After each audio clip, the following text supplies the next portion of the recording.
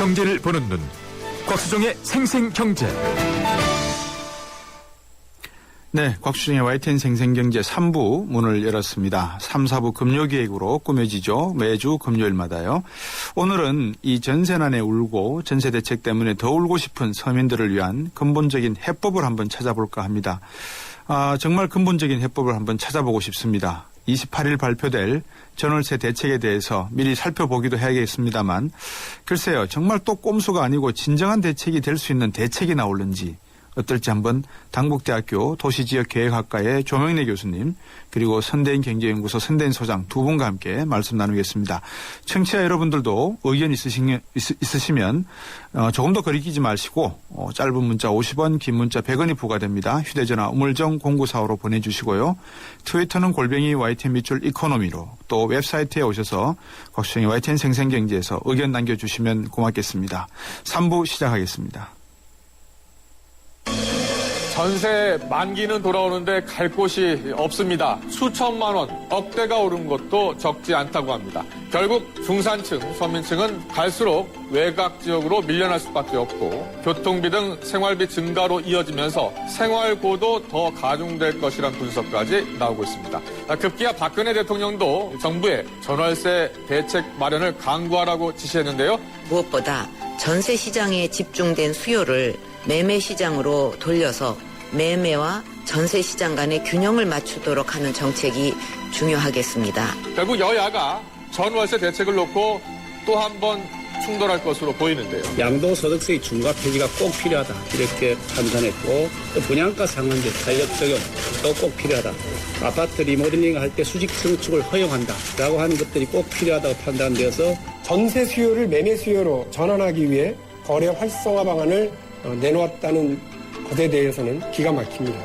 돈 없어서 빚어도 전세 사는 서민들에게 이렇게 된 바에야 또 빚어서 집 사서 살라고 하는 대책 마련, 그저 기가 막힌 따름입니다. 전월세 대란이 이제 정치권의 핵심 이슈로 떠오르고 있습니다. 여야가 이번에는 머리를 맞대서 전월세 대란을 해결할 수 있는 대책을 내놓을지 주목됩니다.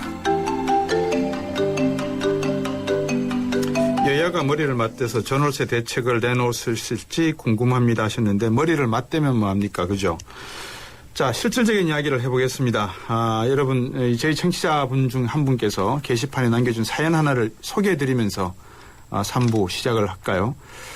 내용은 이렇습니다. 저희 어머니와 동생은 보증금 1,000만 원, 월세 30만 원으로 살아가고 있습니다. 지금은 전세라는 것도 보면 어느 정도 돈의 여유가 있는 사람들의 이야기지, 또 이분들의 가질 수 있는 특권이 아닐까 싶은 생각입니다. 전세라는 그 좋은 제도가 이제는 자연스럽게 사라지려고 하니 월세에서 살던 사람들은 이제 영원히 집을 장만하는 것이 꿈이 되는 것 같습니다. 월세에서 돈을 모아 전세로 옮겨가고 또 전세를 살다가 집을 사는 희망이 보여야 하는데, 이제는 월세에서 돈을 모아도 월세만 내고 살아야 하는 도저히 희망이 없는 상황입니다 하셨습니다. 많은 분들이 공감하실 내용이라서 소개해드렸습니다. 그래서 오늘 금요기획에서 또 한 번 전월세 대책에 대해서 생각해 보겠습니다. 우리나라에서 이 전월세 대책의 고민을 안 가지고 있는 분들이 안 계시겠죠. 그래서 두 분, 귀중 한 분 모셨습니다. 당국대학교 도시지역계획학과의 조명래 교수님 나오셨습니다. 안녕하십니까? 네, 안녕하세요. 선대인 경제연구소의 선대인 소장 나오셨습니다. 안녕하세요. 네, 안녕하세요. 예, 부동산 쪽에서는 이 두 분은 석학이시니까 제가 마음 놓고 질문도 던지고 또 청취자분들의 질문을 드리도록 하겠습니다. 조금 전에 뉴스컷도 들으셨고 제가 읽어드린 게시판 사연을 들으셨는데 어떻게 생각하십니까, 조명래 교수님?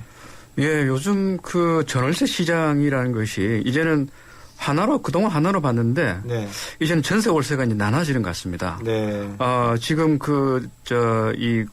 올라가 있는 글의 내용은 월세 사는 분들의 이제 고통과 한을 이렇게 표현한 것 같은데, 네, 사실 이렇게 전세는 요즘은 사실은 집을 살려고 하는 사람이 안 사기 때문에, 네, 사실은 준 소유권자라고 해도 과언이 아닙니다. 예. 그만큼 또 전세가 고가되면서 전세 기족이란 말이 나올 정도죠. 네. 그런 것을 견주어 전세가 월세로 전환되면서 결국은 임대시장에서도 힘없고 돈 없는 사람들이, 네, 월세로 또 밀리는 이제 그런, 네, 상황이기 때문에 이걸 나눠봐야 되고, 또 전체로는 이제는 임대주택에 사는 사람들, 차가주택에 사는 사람들의 문제를 이제 제대로 들여다봐야 할 것 같습니다. 선대인 소장님. 예, 짧게 말씀드리면 그 집값이 올랐을 때도 무주택 서민들이 그렇게 힘들고 괴로웠는데 네. 집값이 떨어지는데도 이게 정부 정책들이 제대로 이렇게 나오지 않고 네. 또 주택 시장의 패러다임 변화에 제대로 대응하지 못하다 보니까 네. 또 무주택 서민들이 이렇게 그 골탕을 먹는 이런 상황이 이제 계속 되풀이 되는 것 같아요. 네. 그중에서도 이제 주먹래 교수님 말씀하셨지만 월세 세입자들은 더 힘든 상황 아니겠습니까? 예. 네, 그 고통이 참 아프게 와닿네요. 그 전월세 세입자들의 고통도 아프게 와닿지만 어떤 한편에서는 이 집을 갖고 이렇게 전월세를 주는 임대인들의 가슴도 아픈 거 아니겠습니까?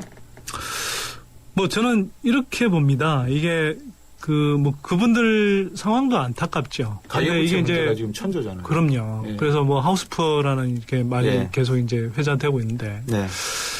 그분들은 어쨌거나 이게 그 정부의 이제 무리한 뭐 빚건하기 정책 네. 뭐 이런 것들이 있었고 금융권의 이제 그 주택담보대출 뭐 경쟁 뭐 네. 이런 것들에 이제 여파가 있었음에도 불구하고 예. 결국은 이제 무리하게 빚을 내서 주택을 샀던 경우잖아요. 네. 그래서 결국은 이제 투자에 대한 손실은 자기가 질 수밖에 없는 측면이 있는데 네.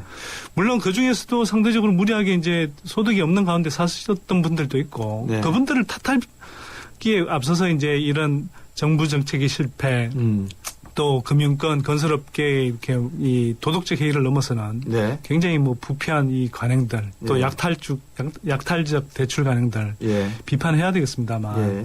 어쨌거나 또 개인적인 차원에서 보자면 예. 그분들이 이제 그 궁극적으로 이 책임을 져야 되는 부분이거든요. 네. 근데 거기에 비해서 전세 월세 세입자들은 네. 자신들이 직접 뭐 탐욕을 부리거나 이런 상황이 아니고 잘못된 정말 그야말로 구조적인 상황 자체에서 피해를 받는 경우거든요. 네.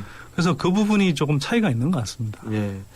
조민희 교수님, 네. 이 박근혜 대통령이 한 말씀 또 하셨어요. 제가 정확하게 지금 인용을 하는 건지 모르겠습니다만 매매 시장으로 거래를 돌리는 것이 중요하겠습니다. 이런 네. 말씀을 앞에 뉴스컷에서 들은 것 같은데 이번에도 당정이 긴급 논의를 갖고 전월세 대책을 내놨는데 28일 날 또 발표한다 그러거든요. 네. 어떻습니까? 우리 선대인 소장도 방금 지적을 했는데 나중에 뒤에서 짚어보겠습니다만 이런 기업과 금융기관, 그러니까 건설업계, 금융기관 또 개인 소비자 모두가 가지고 있는 어떤 그 도덕적 해이 문제 부분 아니면 고질적인 어떤 시장 거래에 있어서 부정확한 부분 이런 것들이 현실적으로 좀 개선될 방향성에 좀 초점 기대를 해도 될까요? 글쎄, 그동안 우리나라 이 주택 시장도 그렇고 정책도 그렇습니다만 주택이 부족하기 때문에 그걸 일시에 많이 공급하고 네. 또 집을 쉽게 살 수 있도록 하는 그런 정책을 펴다 보니까 예. 이 공급 구조가 너무 과잉 팽창돼 있고 네. 또 그걸 뒷받침하는 각종 이 정책과 이 제도 관행들이 예. 굉장히 그 비합리적이고 예. 뭐 도덕적으로도 이제 그 온당하지 못한 이제 그런 여러 가지 요소들이 많죠. 네. 따라서 이제 그런 구조를 남겨둔 상태에서 이 지금 대통령께서 전세 수요를 매매 수요로 흡수한다. 네. 다시 말씀드려서 매매 시장에 끌어들여 가지고 집을 사도록 한다라는 네. 것은 현실적으로 맞지 않는 것 같습니다. 문제점도 많고 우선은 당장 그 보더라도 전세가가 지금 60% 넘어서는데도 네. 매매를 안 넘어가고 있습니다. 네. 다시 말씀드려서 매매 이 수요 구조가 아주 근본적으로 바뀌어 있어요. 뭐 예. 인구 구조라든가 가격이라 이런 것 때문에 과거같이 이렇게 쉽게 매매를 하려고 하지 않는 것이죠. 예. 집을 사면 그 자체로서 또 부채가 여러 가지 리스크가 많죠. 그게 바로 MB 정부 지난 5년간 정책이 바로 대통령께서 최근에 말씀하신 이 수요 진장을 통해서 네. 뭔가 해결하려는 그 정책의 어떤 그 연속성을 계속 봐왔습니다. 그런데 예. 결과는 어떻습니까? 결과는 집값도 떨어지고 하우스포도 문제 생기고 전월세 문제도 악화되는 이런 네. 이제 상황이기 때문에 네. 이게 매매 수요를 전세 수요로 바꾸고 다시 말씀드려서 매매 거래 활성화시켜서 뭔가 예. 이 주택 문제를 해결하겠다는 것은 예. 이거는 주택 시장에서 요구되는 신호와 아주 정면으로 배치된다고 봅니다. 네. 특히 그 지난 4.1 대책 이후에 거래가 일부분 살아났습니다만 네. 전월세 문제는 더욱더 악화되어 왔습니다. 그렇죠. 자, 그렇기 때문에 이제는 이제 전세 시장 그러니까 임대 시장과 이 매매 시장을 예. 분리해서 예. 이 임대 시장에 머무르는 거기에 이제 벌어진 이 세입자들의 경우에는 그들의 어떤 그런 상황에 맞는 정책을 직접적인 정책을 펴야 된다고 봅니다. 예. 선대인 소장님. 분양가 상한제 말씀하십시오. 죄송한데, 박근혜 대통령 말씀 관련해서 제가 좀 말씀을 드려야 될 것 같아요. 예. 그 전세 수요를 매매 수요로 돌린다. 그 말을 들으면서 예. 참 서글프더라고요. 왜요? 뭐냐면 이게 이제 그동안 제가 뭐 숱하게 그 건설업계, 부동산업계를 대변하는 네. 뭐 전문가들 또는 뭐 이해관계자들을 이렇게 만나봤는데 네. 그 사람들이 늘 했던 이야기거든요. 예. 전세 수요 그러니까 집값이 사실은 이렇게 올라주지 않으니까 예. 전세 수요로 몰린다. 그래서 예. 집값이 오를 기대감을 자꾸 심어줘서 또는 집값을 떠받쳐줘서 자꾸 이제 매매 수요로 돌아서게 해야 전세 난동이 해결된다. 이런 식의 지금 이야기들을 해왔는데 그 인식이 사실 대통령 인식에 그대로 박혀 있는 거예요. 그게 지금. 곧 성장이 먼저다 이런 인식이죠. 그죠? 성장이 먼저다 이런 걸 떠나서요. 집값은 올라줘야 된다. 그러니까. 그 집값이 떨어지니까 이렇게 전세난이 생긴다. 이런 식으로 이야기를 하고 있는데 한번 잘 생각해 보십시오. 청취자 여러분. 지금 집값이 적당한 수준이어서 사람들이 다 소득이 있는데도 안 사고 있습니까? 그게 아니잖아요. 빚을 내서도 집을 살 사람들 다 사버려서 이제는 너무 높아져 있는 집값을 감당할 수 없는 수준인데 그래서 지금은 정말 저 대통령 말씀하신 것처럼 이 전세 수요가 매매 수요로 돌아서게 하려면 집값이 그냥 떨어지게 놔두면 됩니다. 근데 집값을 떨어뜨리지는 싫고 계속 집값을 떠받치면서 이 각종 뭐 빚을 내줄 테니까 빚을 내게 해줄 테니까 이 전세 살지 말고 집 사라. 또 전월세 사는 거 서러울 테니 집 사라. 이런 식의 대책이 정말 진정하게 무주택 서민을 위한 대책인가. 또 주택 정책이나 부동산 정책의 중장기적인 측면에서 봤을 때 바람직한 방향인가. 절대 아니라는 겁니다. 조 교수님. 방금 우리 선대인 소장이 이야기한 것처럼 분양가 상한제 폐지하겠다, 다주택자 양도세 중과 폐지하겠다. 이거는 결국 근본적인 문제 해법이 아니다라는 지적인데 어떻게 보십니까? 뭐 그거는 글자 그대로 그동안 업계에서 계속 요구되어 왔던 일종 규제와 하나 대표적인 그 이제 정책 과제였고요. 그거는 사실은 부동산 경기 활성화하고 집 가진 사람들의 대책이지. 돈 없고 집 없어서 전월세 시장에서 이게 소외를 겪고 있는 이런 사람들을 위한 정책은 결코 아닙니다. 그래서 업계 민원을 해결한 이제 정책인데. 업계의 민원을 해결했다고 그렇게 설명을 하시네요. 저는 그래 보는데요. 물론 그래 되면 이제 덤으로 이제 집 가진 사람들의 시혜에 의해서 세입자들 문제가 해결된다는 이런 일종의 온정주의적 사고도 있는 거예요. 근데 이건 정말 잘못된 것인데. 근데 이 두 정책 가령 뭐 분양가 상한제라든가 다주택자 그 양도세 중과 폐지 하나를 들다 봐도 실제 이 전월세 문제 해결하는데 도움이 될 수 있는 부분이 별로 없습니다. 이를테면 분양가 상한제를 철폐하자는 것은 결국은 이제 공급을 더 늘리고 또 가격을 올리자고 하는 건데 가령 요즘 이제 집이 이미 넘쳐나오고 있습니다. 우리 정부에서 감사원에서 지난 7년간 76만 호가 더 과잉 공급됐다고 이야기를 하고 있습니다. 그런데 분양가 상한제 철폐를 통해서 공급을 더 늘려가지고 그걸 통해서 매매가 활성화되고 전월세 문제 해결된다는 것은 현실적으로 맞지 않고요. 그다음에 다주택 양도세 중과 철폐하면 그건 이제 돈 많은 사람이 집 사서 전월세 놓으라는 그런 뜻인데. 임대사업하라는 거죠. 근데 현실적으로 보게 된다면 신규 주택을 매입할 가능성은 별로 없고 이미 주택이 넘쳐나기 때문에 기존 주택을 추가 매입한다는 것은 이미 살던 사람이 이제 집을 갖고 있는 사람이 팔면서 세입자로 전락하거나 세입자가 살던 집을 사야 되기 때문에 기존 주택의 추가 매입을 통해서 뭐 그 임대용 주택을 더 추가 공급할 수 있다는 건 실질로 맞지 않고요. 그다음에 그렇게 매입해서 임대주택으로 넘겨다더라도 우리나라에 지금 임대인 중심의 임대시장이지 않습니까? 그러면 뭐 시가값이 떨어지고 하니까 임대료의 상승을 통해서 이 자본 이 기대를 이제 상기시켜 가려고 하면 임대료 상승을 임차인이 그걸 견뎌낼 수 없는 겁니다. 그리고 이제 중장기적으로 보게 된다면 이 다주택 양도세 이 중과 철폐란 것은 결국은 이 주택의 소유 집중을 더 초래할 수밖에 없어요. 지금 우리나라의 지금 자산 불평등은 OECD 국가 중에서도 가장 빠르게 나빠지고 있는 그런 나라입니다.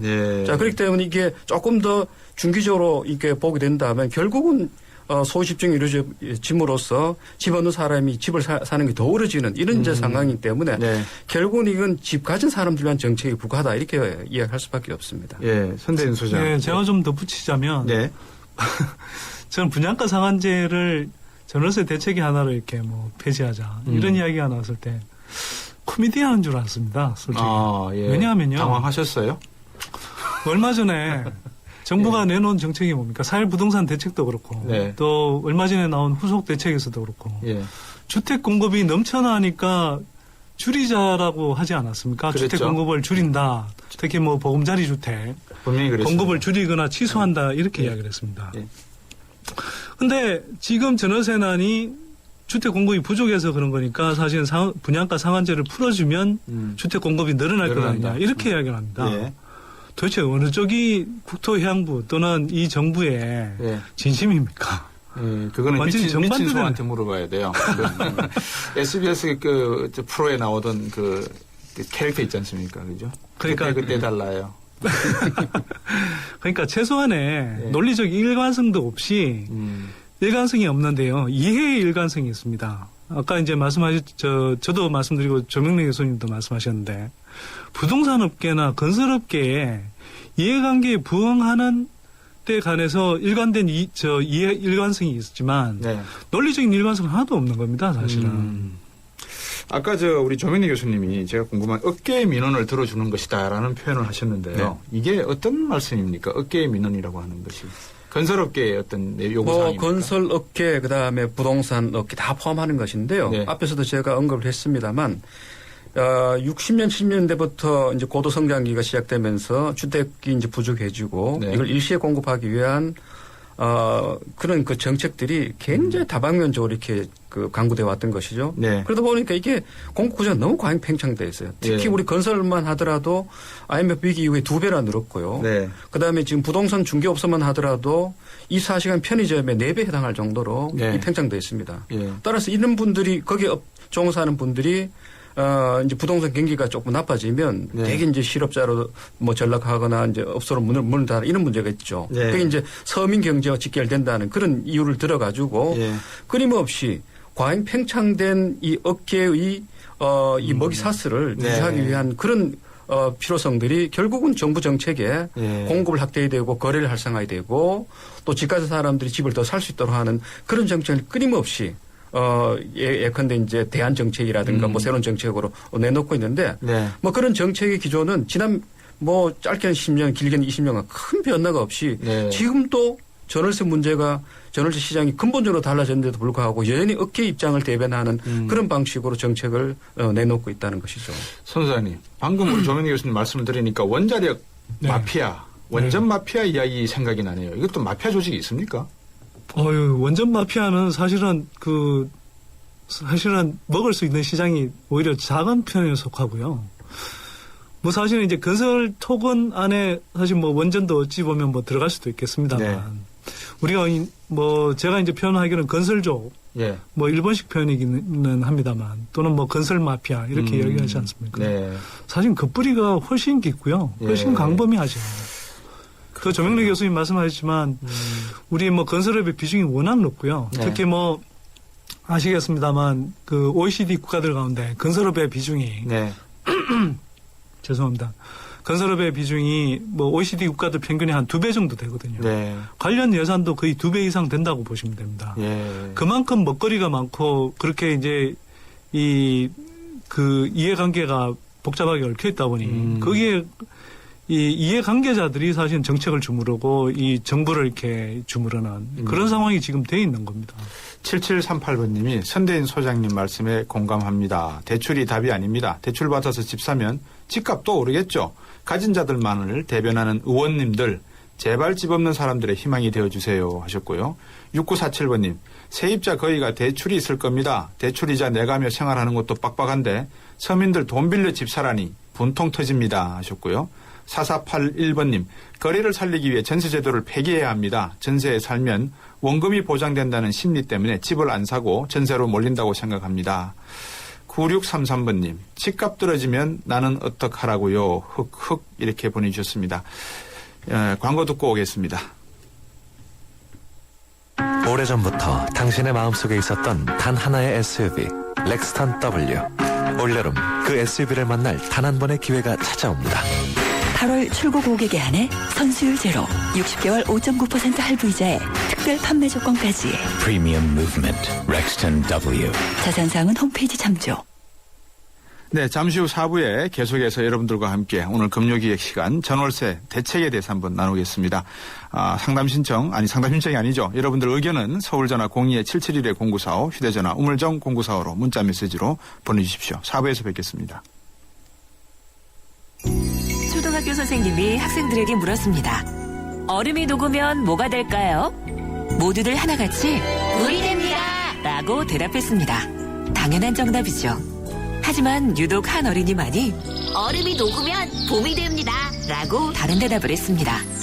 창의적인 교육이란 이런 것이 아닐까요? 정답 찾기 교육에 길들여진 우리 교육의 자화상. 더 늦기 전에 자유로운 사고를 통해 스스로 생각의 힘을 키우는 창의지성 교육이 필요합니다. 이 캠페인은 경기도교육청이 함께합니다. 행복한 경기교육. 살아있는 뉴스 깨어있는 방송 한국의 뉴스 채널 YTN 뉴스 FM.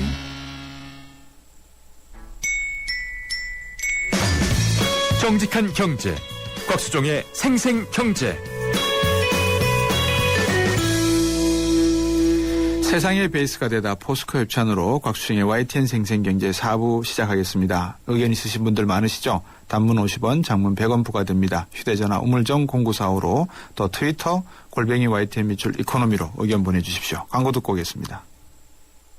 여자들이 싫어하는 건 나쁜 남자. 가족들이 싫어하는 건 바쁜 남자. 이제 당신의 비즈니스에 여유를 더하세요. 남인도 챗나이가 대한항공 콜롬보 취향으로 한결 가까워졌으니까요. 대한항공 스리랑카 콜롬보 주 3회 운항. Excellence in Flight, Korean Air. 1층 없는 2층은 없고 철길 없는 기차 없으며 스승 없인 제자도 없습니다. 세상은 저마다의 베이스가 있습니다. 세상에 베이스가 되다. 포스코. 왜 그랬어요? 최신 LTE 폰 사드렸는데 왜 그러세요? 넌 나에게 3G도 줬어. 100% LTE가 있는데도 말이야. 이럴 수가. 3G 섞인 LTE. 3G 전환 없는 100% LTE로 완벽하게. LTE도 U+가 진리. LTE 지원 낱말 기준. 네, 오늘 금요기획 시간에 전월세 대책에 대해서 단국대학교 도시지역계획학과의 조명래 교수님 그리고 선den경제연구소의 선된 소장님과 함께 말씀 나누고 있습니다. 여러분들도 많이 참여하셔서 의견 나누시면 좋겠습니다. 자, 두 분께 또 한번 여쭤보겠습니다. 지금 전월세 물량 공급 문제를 아까 조명래 교수님도 말씀하셨고 선된 소장도 지적을 했습니다. 물량이 없는 게 아니라 지금 많다. 정부는 많다 그랬다가 줄인다 그랬다가 왔다 갔다 하고 있다. 이런 내용인데 자, 이번에도 물량을 공급을 확대하겠다는 게 주요 골자인 것 같습니다. 전세 물건이 아닌 월세를 확대하겠다는 겁니까? 만약에 그렇다 그러면 이게 전세난 해소에 좀 도움이 될 것 같습니까? 어떻게 보십니까? 네, 지금 사실 늘 이렇게 전월세 문제가 터질 때마다 네. 이 수급의 불균형 문제, 공급이 부족하다는 이야기를 이게 정책 당국도 혹은 전문가들도 대부분 그렇게 이야기하는데 네.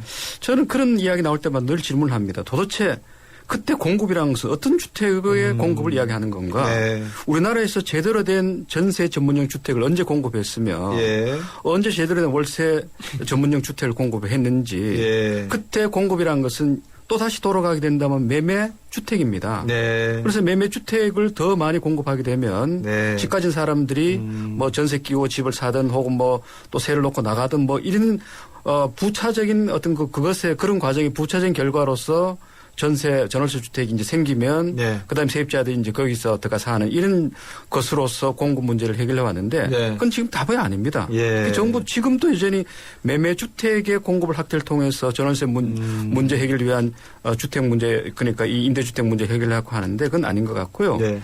이거는 뭐 그 글자 그대로 우선 공공 임대주택을 뭐 대폭 늘려야 되고요. 예. 그다음에 민간 임대주택도 네. 매매주택을 그냥 무늬만 바꿔가지고 예. 임대주택으로 시장에 내놓는 것은 이제는 반복해서는 안 됩니다. 예. 우리나라가 OECD 국가 중에서 자가 보유율이 가장 낮고요. 네. 공공 임대주택 비율이 가장 낮고 예. 그다음에 민간 임대주택에 대한 사회적 규제와 조절이 예. 가장 잘 안 되고 있는 그런 측면에서는 우리나라는 아프리카나 마찬가지입니다. 예. 그러다 보니까 인구의 가구의 한 40 내지 50%가 차가가고 결국은 임대주택에 살 수밖에 없는데 예. 이분들이 임대시장에서 임대인의 행포에 의해서 예. 살아가는 그런 주거적 삶을 살 수밖에 없는 거예요. 따라서 임대주택도 공공임대주택도 많이 공급해야 되지만은 네. 민간 임대주택에 살다 하더라도 그들의 안정적 임대차 주거관계가 네. 제대로 유지되도록 해야 됩니다. 거기는 네. 가격 문제로부터 거주 조건으로부터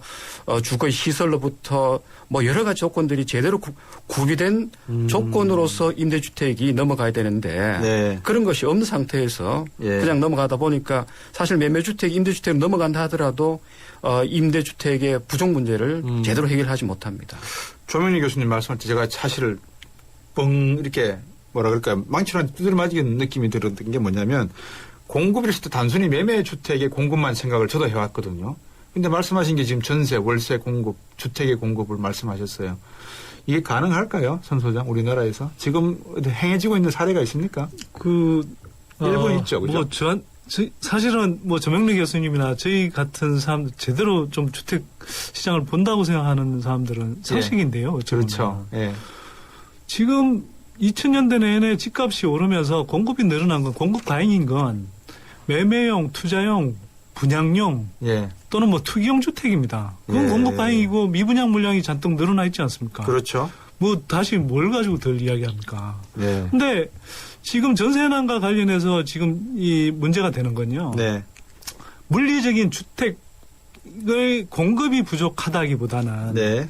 전세 시장 안에서 전세 가격이 하락하는데 예. 여기에 대해서 정부가 계속 교란을 하니까 사실은 전세 시장 안에서 전세 수급에 미스매치가 생겼는데 예. 그걸 정부가 이 시장의 흐름에 일정하게 맡겨서 가격이 조정되도록 하지 않고 계속 집값을 떠받치니까 예.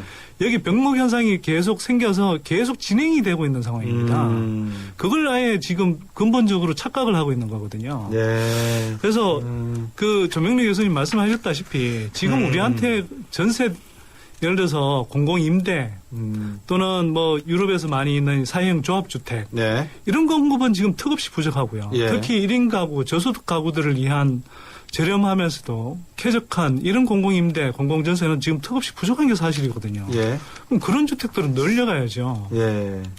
그래서 지금 아까 이제 뭐 질문이 그거였지 않습니까? 공공임대주택 공급을 뭐 확대하겠다 이렇게 네. 이야기했다는데 네. 저는 이걸 보면서 또 엇박자를 느낍니다. 그렇죠. 아니 얼마 전에는 예를 들어서 도시형 생활주택이 많이 공급이 최근에 1, 2년 사이에 공급이 많이 돼서요. 네.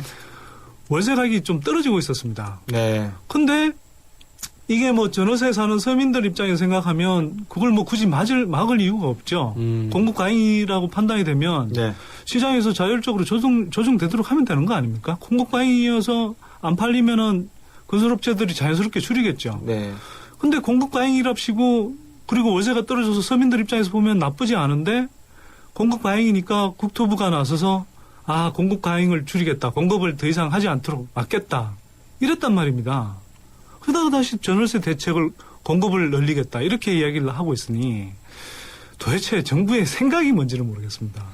그런데 그 임대주택의 그 공급은 뭐 김대중 정부 때부터 이른바 국민 임대주택이라 해서 이렇게 뭔가 100만 호 뭐 그다음에 뭐 이렇게 공급하려고 했었는데 이게 안 됐습니다. 그러니까 우리 공공 임대주택을 늘려 한다는 것에 대해서는 대부분의 주택 전문가들이 그게 뭐 시장 주의자도 아닌 건 다 공감을 하는데 근데 현실적으로 그 정책이 작동이 안 돼요. 알고 보게 된다면 결국은 앞에서 말씀드렸던 결국은 이 공급 세력들, 이 마피아들이 결국은 그걸 못하게 합니다.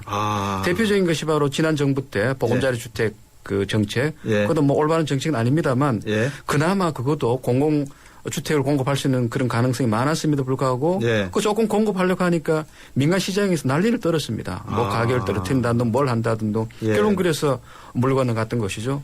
그래서 이게 임대주택은 지금 또 업자들은 사실은 원치 않습니다. 하면 자기들 일거리가 뺏기는데 어떡합니까? 그렇군요. 그렇고 또 소비자들도 임대주택에 살게 되면 특히 공공임대주택에 살게 되면 이 집값 상승에 대한 기대를 못 하니까 자기 예. 집을 가지면서 예. 자생식 할 수 있는 예. 그런 기대를 갖지 못하니까 다 회피하는 거예요. 예. 그러다 보니 결국은 돈은 약자들만 살게 되고 예. 그러다 보니까 사회적으로 임대주택은 못 사는 사람들이다 해서 낙인이 찍혀왔고 아하. 정부는 정권 초기에는 분명히 공공임대주택을 공급하겠다고 약속해놨는데 그게 국민들이 별로 또 선호를 안 해요. 예. 일부 전문가들 제외하고는. 예. 그러다 보니까 표가 안 되다 보니까 또 손을 놔버리니까. 네. 그래서 이게 사실은 굉장히 오래된 미래의 과제입니다. 이게. 그렇군요. 그 이제 임대주택 공급하는 문제 관련해서는 네. 이제 재원 문제를 많이 이야기를 합니다. 공급하고 싶어도 뭐 재원이 없다. 뭐 돈이 LH 공사 뭐 부채가 산더미인데 네. 어떻게 공급하느냐. 뭐 이런 이야기를 하는데 사실이지 않습니까? 사실은 사실인 것처럼 보입니다. 그런데 그렇습니까? LH 공사가 빚을 많이 진 건요. 네. 무슨 공공임대주택을 많이 지었으라기보다는 무분별하게 뭐 경제자유구역 사업이다, 뭐 기업도시다, 이 정부 차원에서 또는 뭐 이 보금자리 주택 사업이다, 뭐 이렇게 해서 사실은 정부 차원에서 수요와 상관없이 막 개발 사업을 벌이거나 이렇게 무리하게 해서 이 늘어난 부채들이 오히려 더 많습니다, 훨씬. 예. 그리고 그렇게 해서 공공임대주택 정말 이 공기업으로서 주택 공기업으로서 본연의 일을 하라고 하면 이거는 자금이 부족해서 지금 잘 못하고 있다 이렇게 이야기를 하는데 네. 정 그렇다면요 우리가 네. 국민연금의 자금을 많이 활용하면 됩니다. 국민연금이라는 아주 것 좋은 자체가 생각이네요. 예. 이 국민들의 안정적인 노후를 대비하기 그럼요, 위한 그럼요. 건데 노후 예. 안정에 가장 중요한 게 주거 안정 아니겠습니까? 그럼요. 그러면 국민연금의 자금을 끌어와서 이 국민연금 지금 아직도 한 70% 이상을 네. 국채 시장에 투입해서 야. 투자해서 아주 수익률 낮은 시장에서 그냥 이렇게 푼돈 벌고 있는 거거든요. 차라리 정말 민간업자들한테 맡기지 말고 네. 보금자리 주택 그 지역 같은 거라든지 예. 이런 뭐 예전 같은 판교 택지 같은 이런 것들을 100% 공영 개발하면요. 예. 저렴하게 이 택지와 그다음에 저렴한 시공비를 통해서 네. 이 집값을 대폭 낮출 수 있습니다. 그러면 저렴한 임대료를 받으면서도 국민연금이 국채 투자하는 수익률 이상의 그 수익률을 가져갈 수 있거든요. 그러면 정말 꼭 먹고 알 먹고의 그런 대책이 될 수 있는데 왜 이런 걸 안 하고 그런 것들은 안 하면서 이렇게 계속 돈이 없다. 그러면서 공공임대주택 공급을 안 하는지. 정민희 교수님. 네. 지금 세금 혁명당 당수이면서 선대인 경제연구소의 선대인 소장이 네. 정말 기발한 대응책을 제안을 하나 내놓으셨거든요. 어떻게 생각하십니까? 연금 활용하는 거, 예. 연기금. 그거는 뭐 사실 전문가 사이에서 그동안 많이 이야기됐던 것이죠. 예. 연간 지금 국민연금이 조성되는 게 한 43조 정도로 제가 알고 있거든요. 네. 그것에 가령 뭐 4분의 1만 네. 이 국민 그 주거 복지를 위한 것으로 네. 뭐 공짜로 쓰는 것이 아니라 그럼요. 뭐 이제 그 채권을 발행해 가지고 네. 이자율을 뭐 시장 이자율을 하게 된다면 저는 충분히 그 자금 공급이 가능하다 보고 있고요. 네. 그다음에 이제 국민주택기금도 연간 운영 자금이 몇십조 됩니다. 예. 그건 지금 그냥 LH라든가 민간 회사에 줘서 하고 있는데 예. 그건 훨씬 더 집중적으로 공임대주택을 공급하는데 예. 그 쓰게 된다면 예. 훨씬 더 임대주택을 많이 공급할 수 있고요. 예. 결국은 이거는 이제 국민적 합의고 나아가서는 이 정치권의 정치적인 결단이 중요한 겁니다. 가령 그 4대강 사업 22조를 썼는데 네. 22조를 이런 데 썼더라면 공임대주택 최소한도 20만 원을 뭐 그대로 공급할 수 있습니다.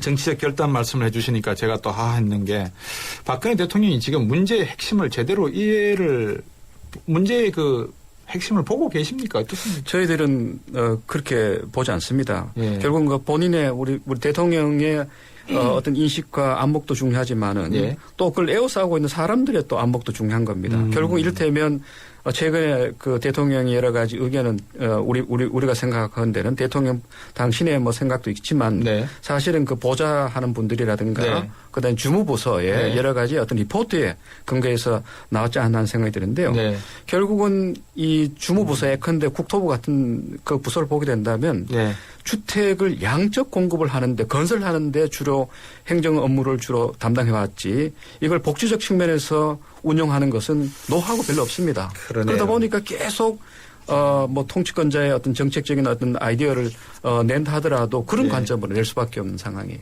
예. 좀 덧붙여서 말씀을 드리면 예.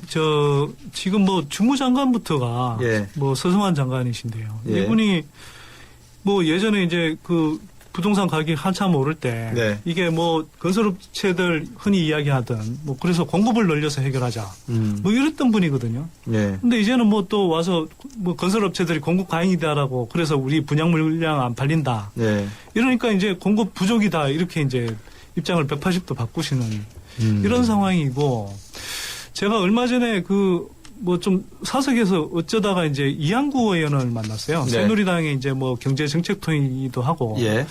또 박근혜 대통령에게 이제 뭐 경제 문제와 관련해서 상당히 이렇게 뭐 좋은 역할도 많이 예. 하시는 걸로 알고 예. 있는데 예. 이분이 뭐 아까 제가 말씀드린 국민연금이라든지 이런 걸 활용해서 뭐 공공임대주택을 공급하자 뭐 이런 제안에 대해서는 꽤 뭐 긍정적으로 생각하면서도 예. 뭐 국토해양부나 이런 데서 안 움직인다는 거예요. 예. 그래서 자, 뭐 그건 좋습니다. 그런데 그 외에 다른 부분들에 대해서 예를 들어서 뭐 이 전세난이 왜 생겼는지 뭐 이런 부분들에 대해서는 사실 그 국토해양부와 거의 다를 바 없는 그런 생각들을 갖고 계시더라고요. 국토교통부. 자, 죄송합니다. 이게 바뀌어서 국토교통부로 바뀌었는데요. 예. 그래서 이런 분들 사이에 에워싸여 있다면 그 박근혜 정부 또 박근혜 대통령의 인식이 네. 정말 무주택 서민들의 그런 입장이 될 수 있겠느냐. 저는 굉장히 어렵다고 봅니다.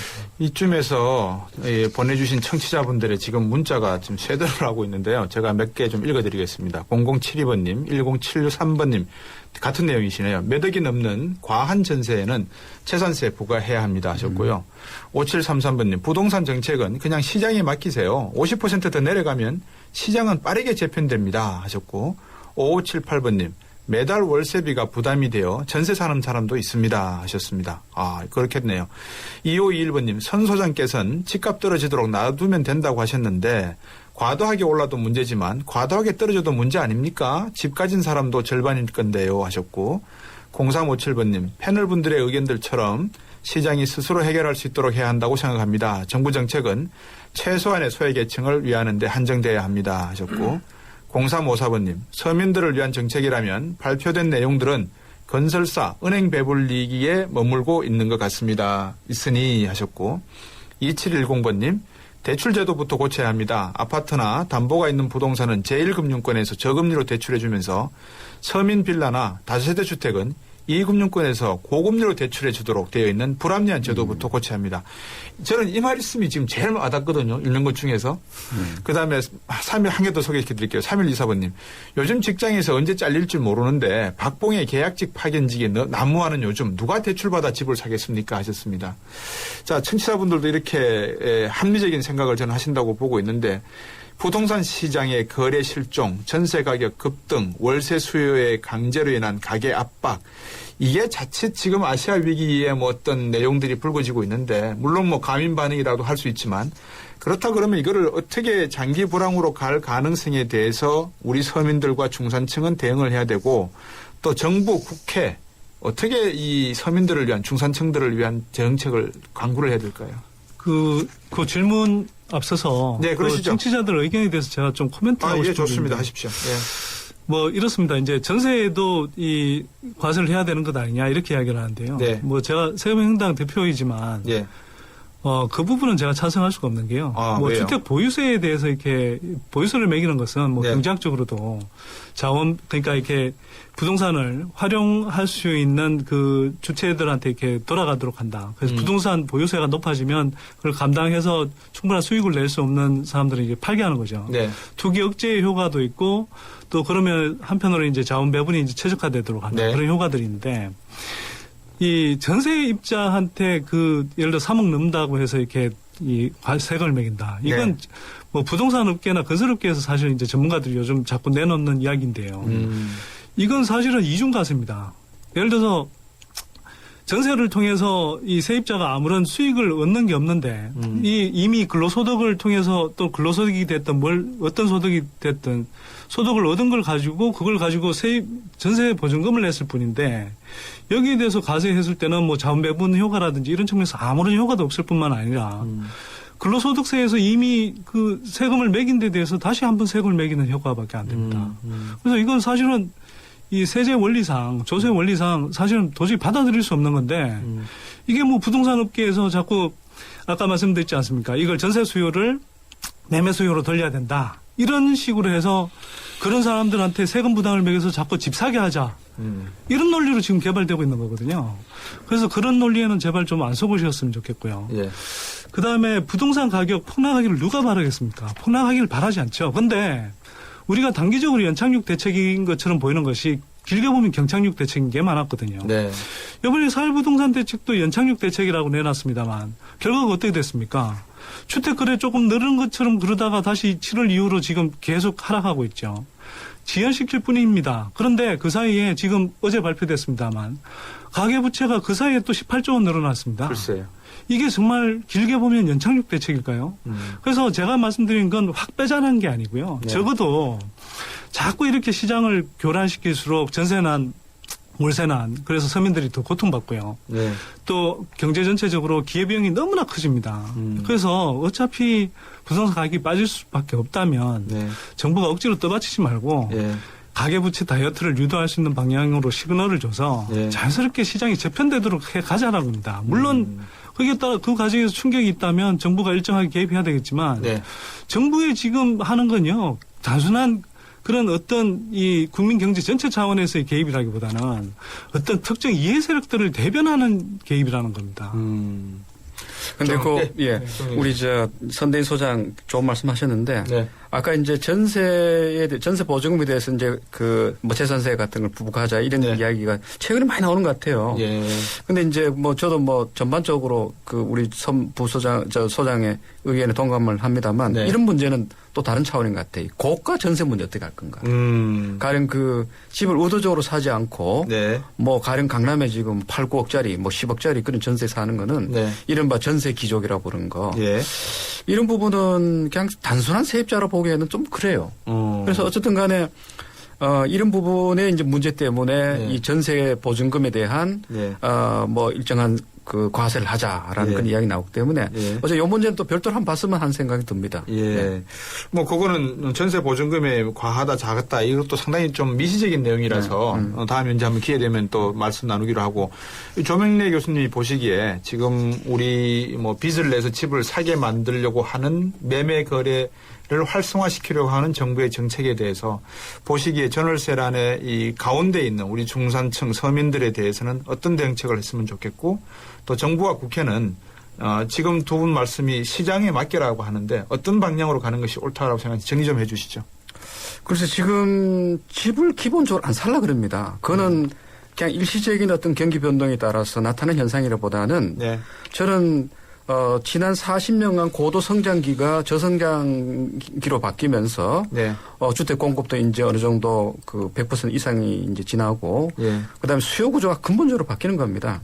자, 그렇기 때문에 우리 매매 시장은 지금은 가격이 안 오르는 것이 능사입니다.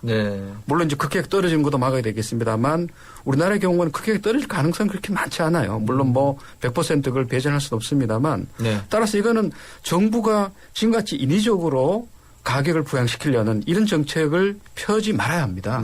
함으로써 오히려 더 시장의 교란을 낳게 되고 그건 올라가도 문제고 그건 떨어져도 문제입니다. 따라서 이미 과잉 팽창기의 어떤 시장이 스스로가 조정해가는 단계이기 때문에 저는 매매 시장은 일정하게 스스로 조정할 때 두고요. 문제는 주택을 공급해줘도 지금 집을 살 수 없는 이런 배제 계층이 우리 전체 가구의 많게는 한 60% 됩니다. 55에서 60% 되는데 서울 같은 경우에는 이분들은 주택을 공급해줘도 사지 않습니다. 왜냐하면 집값이 고가이기 때문에. 따라서 이런 분들을 위해서는 결국은 우리가 흔히 말하는 탈상품화된 주택을 공급할 수밖에 없어요. 그거는 이제 공공 임대가 될 수도 있고 그다음에 이제 민간 임대를 하더라도 독일식으로 훨씬 더 사회적 규율이 따라가는 그런 것으로 해서 따라서 임대시장에서의 임대주택 문제는 공급, 수급의 문제뿐만 아니라 임대차 관계 안정하는 것이 굉장히 중요한 겁니다. 그래서 거기는 이제 지금까지는 주로 재산권자를 중심으로 하는 정책을 펴왔습니다만 이제는 주거권자의 여러 가지 권리를 보호하는 가격 통제가 되든 혹은 여러 가지 전세 계약에 관한 것이든 분쟁 조정에 관한 것이든 이런 것들이 사실은 이게 물리적인 어떤 그런 정책이 아니라 또 소프트웨어 관련 이런 정책들 더 많이 강화되지 않는 생각이 듭니다.